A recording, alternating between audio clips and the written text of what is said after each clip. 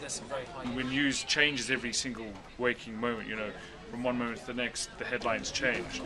One of the most memorable days I had was we interviewed Madonna in Lisbon at the MTV Music Awards.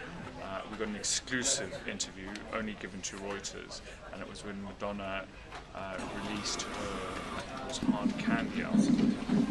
The story, because she didn't speak to anyone for 7 days, they had to come to Reuters for that, and it was great. I think I was here during the London bombings. So I was actually a trainee journalist in Gray's Inn Road during this. A lot of our senior editors had actually gone to Scotland when the bombings in London happened, and this was a chance for us as unexperienced trainees to just go out and cover a very big story which we might not have been covering otherwise. I was on the phone on the stocks desk interviewing a CEO because it was earnings season, and I had one of the senior editors coming up to me with a motorcycle helmet and saying, like, put the phone down now, here's your helmet, off you go.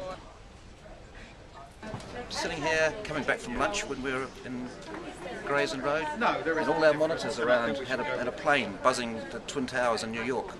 And then we realised that there was smoke coming out of the towers, and we were able to use the video machines then and pull back on the pictures that we were getting and see that a plane had actually flown into one of the Twin Towers. So we were one of the first people to actually realise for real what had happened that day. I never left my desk when I was preparing for Davos last year, just like dealing with hundreds of emails every single day, and if you leave your desk for more than an hour, it's just not worth it because you'd have to come back and have, 75 emails have piled up, so that was probably one of the busiest times. And I think it was a very emotional time for Londoners as well, but it was also a very exciting time as a journalist.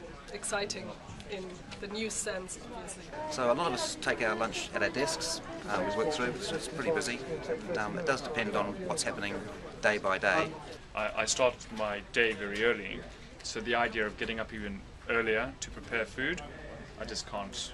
In general, which is a very bad habit, I just eat in front of my desk and read some news or catch up on some emails that are not quite so urgent during my lunchtime. No, I always buy my lunch. Actually, it's a really bad habit.